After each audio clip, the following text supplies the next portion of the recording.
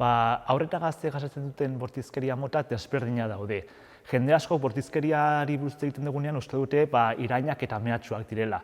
Baina hor daude beste eraso mota batzuk horieraz gain. Adibidez, toxizitatea ere oso zabaldua dago, ez dira irainak, ez dira mehatxuak, baina komentario negatiboak dira, despektiboak dira, besteak gutxitzea da helburua, eta hori dago arlo guztietan. Gero baita ere, askotan ere egia da haur eta gazteek uste dutela edozer gauza esan dezaketela adierazpen askatasuna dagoelako. Baina adierazpen askatasunak ez ditu irainak eta mehatxuak eta legearen kontra dauden gauzak babesten.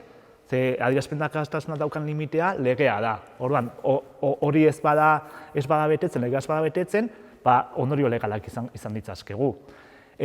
Dauden erasoak baita ere dira askotan irudi intimoen zabalpena baimena gabe, askotan gazte askok joera daukate beraien irudi intimoak eta bideo intimoak partekatzeko, eta askotan bere bikoteak edo lagunak edo ez ezagun batek partekatu ditzake. Baina horretaz gain, horren arriskua, gure irudi intimoak partekatzen arriskua da sextorsioa deitzen dena.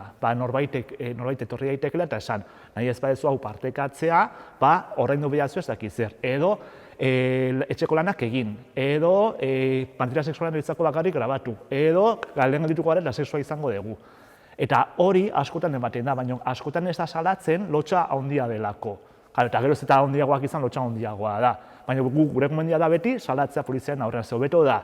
Lotxa asko pasatzen momentu batean, beste baten menpe bizitza baino. Ze beti gauza gehiago, eskatuko dituzte gehiago eta gehiago eta gehiago. Horretaz gain, baita ere, esklusioa da beste bortizkeria mota bat, asko daude WhatsAppeko taldeetan, online jolasetan txatetan edo, hitz egiten dutenean, norbait hitz egiten duenean ez diotela erantzuten. Mundu guztiak besteak hitz ditutenean entzuten, baina berak hitz egiten duenean ez. Edo, botatzen diote taldetik, ez diote parte hartzen usten, eta horrelako gauzak. Baita ere, askotan, bortizkeria edo pornografia edukiak ere ikusten dituzte nahita edo nahi gabe, edo izen zaizkie. Adibidez oso orokorra da, online sare sozial batean norbaitek porroka bat grabatzen duenan partekatzea. Eta partekatzu eta jende askok ikusten du. Askotan ere, badaude erronka asko oso bortitza direnak. Erronka bat, orain dela gutxi egon zena zen La Caza del Pijo, orain dela hilabete batzuk, eta hori zen kaletik joan bartzinela, pijo bat ikusten zenuenean, hasi jipoitzen, grabatu eta partekatu.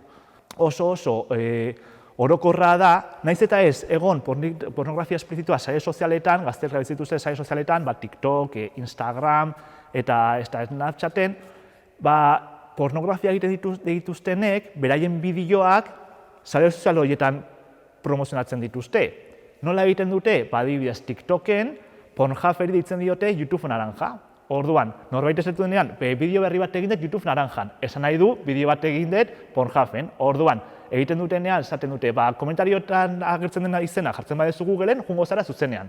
Orduan, zu komentariotara juten zara, izena kopiatu, itxatxi, eta zuzena juten zara Pornhubera bere perfilera.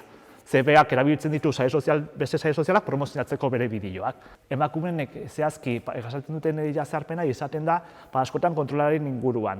Bikoteak edo exibikoteek kontrolatzen dituzte eta sartzen dira beraien WhatsAppetan, beraien komunikazioen sare sozialetan jakiteko zer ikusten dute edo erabakitzen duten norekin jarri daitezke kontaktuan sare sozial batean ez nolako materialak igo. Egia da, orain arte, historikoki, mutila zela neska kontrolatzen zuena, baina gazteen artean hori aldatzen ari da, eta mundu guztiak kontrolatzen du. Askotan baita ere, online jolasetan ere, emakumeek beti irain matxistak eta jasatzen dituzte, askotan, eta baita ere ziberexhibizionismoa deitzen den gauza bat dago, dela, emakume izateagatik zuzenezko misio bat egiten duenean, berdin dio 10 urte izan, 15, 20 urte izan, jazten direla gizonen ezakien argazkiak jasotzen. Argazkiak edo bideoak gizonak masturbatzen, hori oso orokorra da baita ere. Adibidez, dagoen arazo handi bat da groomerren arazoa. Groomerra zer da? Da, pertsona heldu bat, haur bati edo gazte baten aurka ibiltzen dena eta manipulazio emozionala egiten saiatzen dena berarentzako gauza sexualak lortzeko, argazki bideoak edo enkuentro sexualak, zuzenezko sexua izatea. Horren aurka zeintzuk dira gomendatzen ditugun irizpideak, alde batetik, sare sozialen eta online jolasen adinak betetzea. Online guztiek jolasteko, jolastola izateko adin batzuk dituzte gomendatuak, horiek betetzea. Sare sozialetan parte hartzeko, gutxienez 13 urte izan behar ditugu, orduan, itxoitea 13 urte izan arte.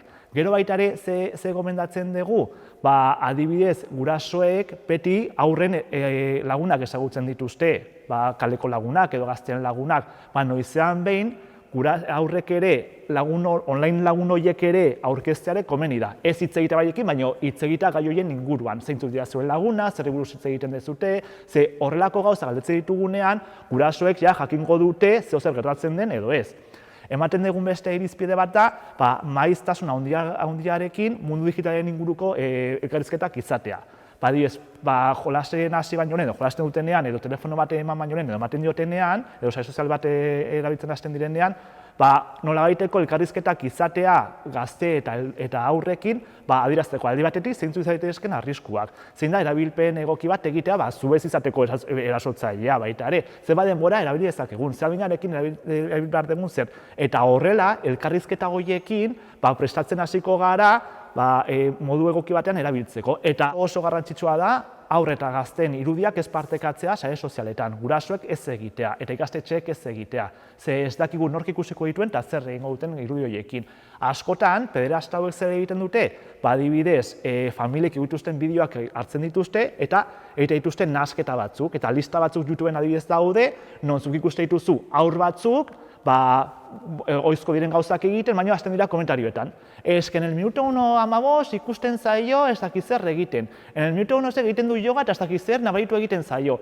Dago kamiseta gabe ez dakiz zer puntuan.